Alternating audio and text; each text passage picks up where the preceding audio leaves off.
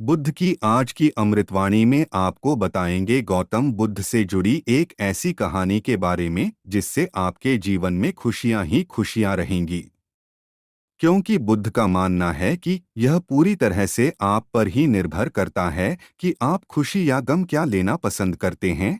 आप क्या लेना पसंद करेंगे, उदासी या मुस्कान? एक बार बुद्ध एक गांव से गुजर रहे थे, लेकिन उस गांव में लोगों के बीच गौतम बुद्ध को लेकर गलत धारणा थी, जिस कारण वो बुद्ध को अपना दुश्मन मानते थे। लेकिन जब उस गांव में बुद्ध आए तो गांव वाले उन्हें बहुत भला बुरा कहने लगे और बदुआएं देने लगे। लेकिन इसके बावजूद भी बुद्ध गांव वालों की बात शांति से और मुस्कुराकर चुपचाप सुनते रहे। गांव वालों ने देखा कि उनकी बातों का बुद्ध पर कोई असर नहीं हो रहा है और वे विनम्रता से उनकी बातें सुन रहे हैं। गांव वाले जब बोलते बोलते थक गए तो आखिर में बुद्ध ने कहा कि यदि आप सभी की बातें समाप्त हो गई हो तो मैं अब प्रस्थान करूं। बुद्ध की बात सुनकर गांव वाले हैरान रह गए।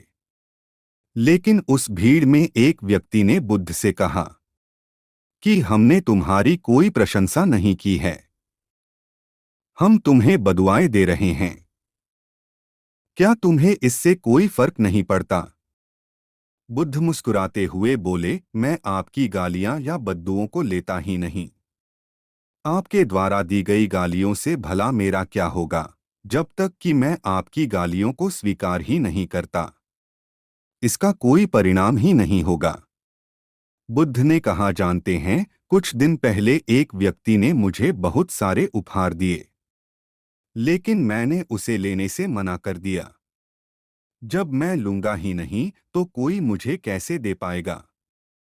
बुद्ध ने पूछा, बताइए, अगर मैंने उपहार नहीं लिया तो उपहार देने वाले व्यक्ति ने क्या किया होगा? भीड़ में से किसी ने कहा, व्यक्ति ने अपने उपहार को अपने पास रख लिया होगा।